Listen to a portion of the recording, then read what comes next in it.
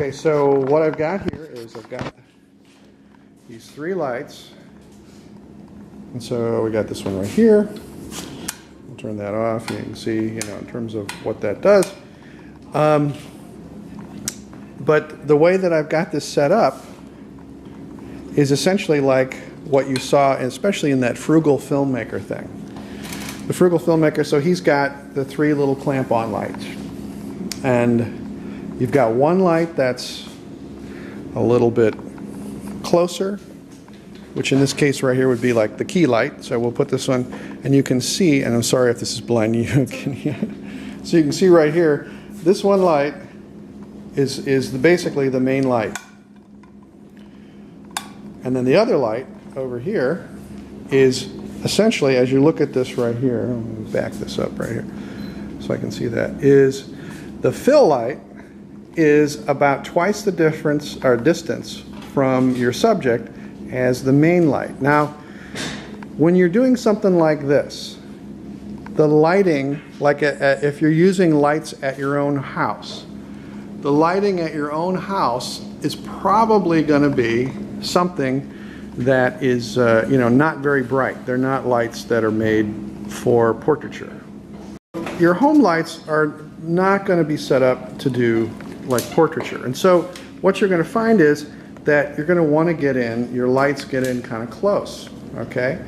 Now another thing, like I've got this light back here for her hair, to point at her hair. With this light back here, what you want to make sure that you do is that a lot of times I have some of the students where they put whoever they're shooting a picture of right up against the back wall.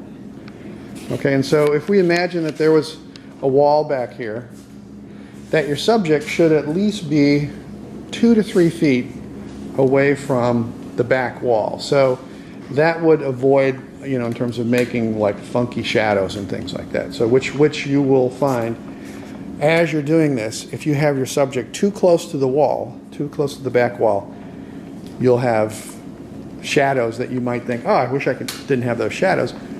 Pull your subject away from the back wall, and you're going to have a much better result in terms of controlling the light. Okay. Now, since we got the lights, the fluorescent lights turned off, what I would recommend is, like we talked about before, set your ISO at 1600, because the light that comes from your camera, the light that's coming from your camera, that you're looking at right here, is actually pretty dim. And when you open up your aperture all the way, so you're probably going to put it in aperture preferred, and you're probably going to get a shutter speed at ISO 1600. Your shutter speed might be around a 60th, a 100th, something like that. And that's what you're going to want to do. And so another thing too that you want to pay attention to is your white balance. And so these lights are just like regular bulb lights. And so the regular bulb light is going to give you something that's going to look like tungsten lighting in terms of white balance on your camera. So you're going to want to set your camera's white balance probably at tungsten, so that it compensates for that kind of warmish, yellowish glow that these lights just have, and that will give her skin tone, a much more pleasing effect. Okay, now if you have, like Sierra's not here today, but she has her nifty 50, and so Amy's got a 50mm lens too. If you have one of those 50mm lenses, it could be a really good thing, because then you can open up all the way and get a faster shutter speed, combination faster shutter speed, and whatever. And so like on this one right here, that looks a little bit yellow. Oh, you got 2500th at ISO 1600. Mm-hmm. So what I noticed too is that it's a little bit on the warm side. So you might, is it at white balance of is it on tungsten? Is it on tungsten? Okay. So these lights are pretty yellow. So now opened up all the way. So then what you can do is you can knock your ISO down to 800, 400, something like that, if you needed to, if you're going to shoot wide open. But you could shoot it like f2 or whatever and get some very pleasing stuff. So now, you're a star, can you? So now, let's talk about the placement of these lights. Okay, so you can see that one light is a lot closer, and that's the main light, or the key light. Then there's the fill light. So what happens is, if I come over here and I turn off this fill light, look how contrasty the one side of her face is. Now here, I'll just turn off this light right there. Now, interestingly enough, you know, if you're shooting from straight on,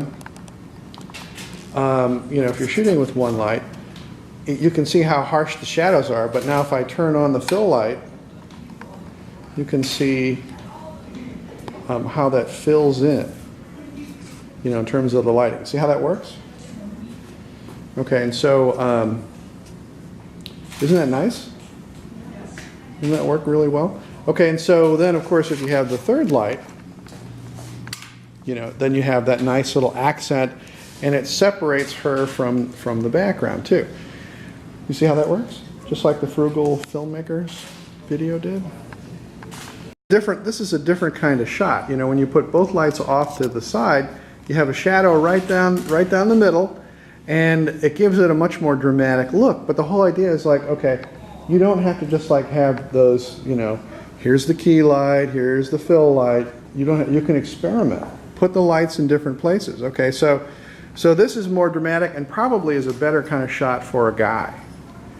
But let me show you another alternative here. These three lights now, with the one up above and the one down below, you're going to have a much more evenly lit exposure on her face, and you're going to get simulate the look of a much more expensive, you know, few $100 softbox with just a couple of clamp-on lights. Have you all gotten this? Let me see the backs of your cameras here too, to make sure that you've got your settings set properly. Now, would you mind if we use reflectors? No, you can use reflectors too. Okay, yeah. So if any of you have access to reflectors, you know, like we talked about those reflectors, those little car reflector things, you know, you can certainly use those. And you can use the reflector as a fill